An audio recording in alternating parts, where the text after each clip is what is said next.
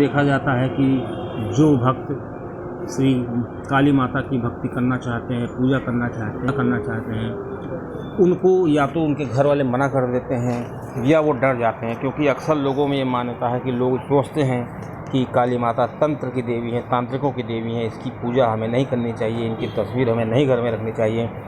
दोस्तों, ऐसा बिल्कुल भी नहीं है। माँ बहुत ही दयालु हैं और सबसे बड़ी चीज़ है हमारी इनकी हमें पूजा, उनकी साधना क्यों करना चाहिए, क्योंकि उसके दो बहुत महत्वपूर्ण कारण हैं। पहला कारण है कि माता जो है इस पृथ्वी पर, इस जगत में कलयुग की जागृत देवी हैं, सबसे पहली चीज़। और दूसरा कारण ये है कि मनुष्य की जो समस्त भौतिक क्रियाएं होती हैं उनको संचालन करने के लिए जो सबसे महत्वपूर्ण चीज़ होती है, मूलाधार चक्र से जो विचार निकलते हैं, उसका जो कनेक्शन होता है ब्रह्मांड की तरंगों से, उस मूलाधार चक्र सहित जो सहस्त्रार चक्र होता है, आखिरी चक्र होता है, इन चक्रों की जो अधिष्ठात्री देवी हैं, उनकी जो मालकिन हैं, वो श्री काली माता हैं। इसलिए अगर भक्त श्री काली माता की साधना करना चाहता है तो उसके व्यक्तित्व में, उसकी जीवन शैली में, उसकी भौतिकता में और उसकी समझ में चार चांद लग जाएंगे। दोस्तों, इसी पर ये वीडियो आधारित है कि माता काली की भक्ति से मनुष्य के जीवन में, साधक के जीवन में क्या क्या बदलाव आते हैं। दोस्तों, माता काली की भक्ति से जीवन में सकारात्मक बदलाव आते हैं, मनुष्य की सोच बदल जाती है, मनुष्य का जो सोचने का दृष्टिकोण है वो बदल जाता है। और भक्तों के अनुभव ऐसे ऐसे हमने सुने हैं कि उनके रोंगटे खड़े हो जाते हैं रोमांच से। अगर वो माता की भक्ति करते हैं, माता की साधना करते हैं, तो उनके जीवन में ऐसे ऐसे अनुभव होते हैं। लेकिन ये चीज़ उनको समझ में नहीं आएगी जो माता की भक्ति नहीं करते हैं। अगर उनको बताएंगे तो वो उसको हंसी मजाक में ले लेंगे कि ऐसा नहीं हो सकता है। लेकिन माता की शक्ति, माता के जो चमत्कार होते हैं, उनका अनुभव वही कर सकता है जो माता का भक्त होगा, माता की आराधना करता होगा। दोस्तों, माता की शक्ति अपने अंदर जो है जागृत हो जाती है, और जो वो शक्ति है वो वर्णन से परे है, मतलब उसका वर्णन नहीं किया जा सकता है। दोस्तों, जो माता की भक्ति से अनभिज्ञ हैं वो इन चीज़ों को नहीं जान सकते हैं। अब दोस्तों, जो भक्त माता की भक्ति करते हैं उनके अंदर दिव्य शक्ति उनको प्राप्त हो जाती है, उनके अंदर दिव्यता झलकती है, उनके चेहरे से नूर झलकता है। दोस्तों, उन शक्तियों की वजह से वो भक्त जो होता है अपने जो विचार हैं, अपनी जो ज़रूरतें हैं उनको पूरा कर सकता है। दोस्तों, मूलाधार चक्र की देवी काली माता हैं और ये जागृत देवी हैं। दोस्तों, मनुष्य की जो दिव्य शक्तियाँ होती हैं वो मूलाधार चक्र में विराजमान होती है।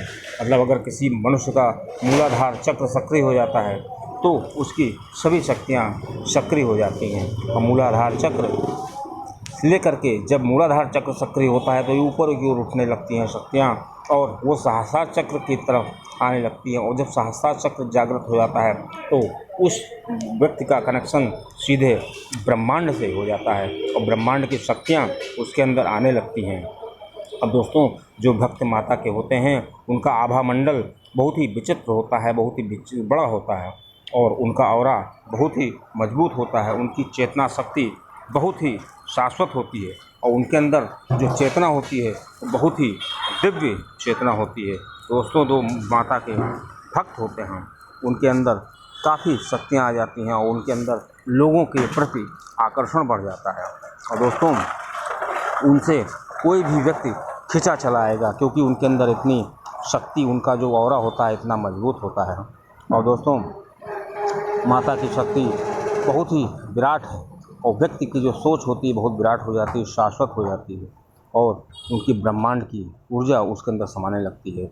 दोस्तों, माता की शक्ति जब भक्त के अंदर आती है उसके अंदर शारीरिक बदलाव आते हैं, उसकी जो धन समृद्धि होती है उसकी क्षमता बढ़ जाती है और वो सभी क्षेत्रों में सफल हो जाता है। वो जो सोच नहीं सकता है वो किन किन क्षेत्रों की, जिसकी कल्पना नहीं कर सकता है, उनमें वो सफल हो जाता है। दोस्तों, उसका जो भौतिक चीज़ों के प्रति आकर्षण होता है वो शून्य हो जाता है, हालांकि उसको सभी भौतिक चीज़ें बहुत ही सहजता से प्राप्त हो जाती हैं। दोस्तों, मनुष्य का जो दृढ़ संकल्प होता है वो मजबूत हो जाता है और उसकी जो मानसिक शक्ति है वो मजबूत हो जाती है। उसकी जो कर्म करने की शैली है, वो जो कर्म करता है उसमें बदलाव आ जाता है। वो ऐसे ऐसे कार्य कर सकता है जो उसने सोचा नहीं था और उसका जो पुरुषार्थ होता है उसमें वृद्धि होती है।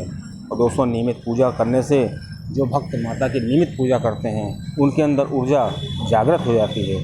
और दोस्तों, मूलाधार चक्र जो होता है, जब वो जागृत होता है तो मनुष्य के अंदर क्या क्या बदलाव आते हैं, बहुत से बदलाव आते हैं। उनकी कार्य करने की क्षमता बढ़ जाती है। और मूलाधार चक्र का संबंध जीवन से संबंधित ज़रूरतों से होता है। मनुष्य के अंदर जितनी ज़रूरतें वो चाहता है, भौतिकता की साधन चाहता है, वो सब उसके मूलाधार चक्र के सक्रिय होने से हो जाता है।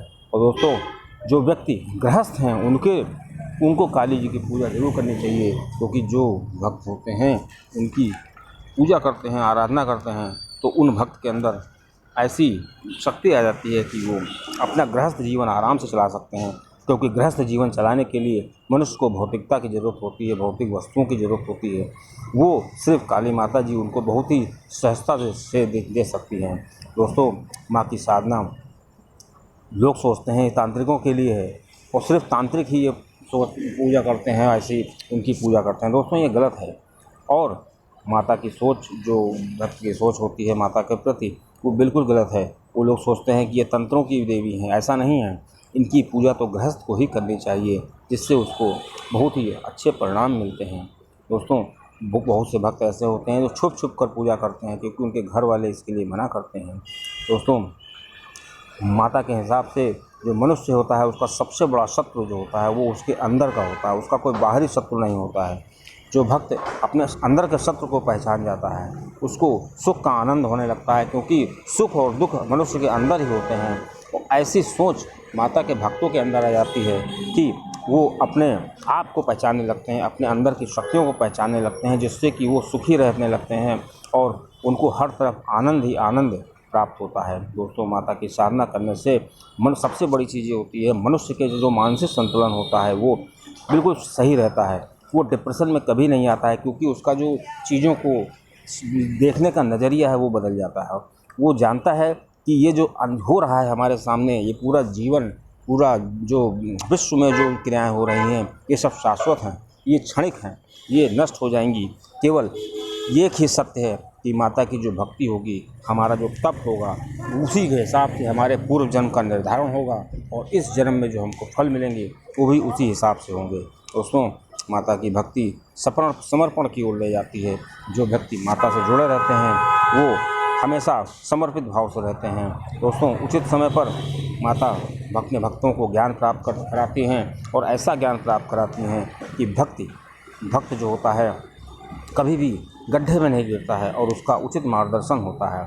और माता भक्त को मोक्ष प्रदान करती हैं। माता, जब मनुष्य को ज्ञान प्राप्त हो जाता है तो मोक्ष प्रदान हो जाता है। मोक्ष प्रदान होने का मतलब है भक्त के अंदर वो चीज़ें हो जाती हैं उसके अंदर कि वो अपने गृहस्थ जीवन को, अपने जीवन को बहुत ही आनंदमय पूर्वक जीवन करने लगता है, क्योंकि भक्त जानता है कि जो भी कमी है वो मेरे अंदर है। उसको इस चीज़ का आभास हो जाता है। जो माता के भक्त होते हैं उनके अंदर ऐसा आभास हो जाता है और वो सुख दुख में तटस्थ रहने लगता है, क्योंकि वो जानता है सुख आया है तो दुख जरूर आएगा और दुख आया है तो सुख जरूर आएगा। ऐसी सोच जब व्यक्ति के अंदर डेवलप हो जाती है तो उसके अंदर क्या होता है, सुख दुख सब एक समान हो जाते हैं। दोस्तों, आखिर में मैं आपसे कहूँगा कि आप माता की पूजा जरूर करें और जय माता काली की जय। जय माता की जय।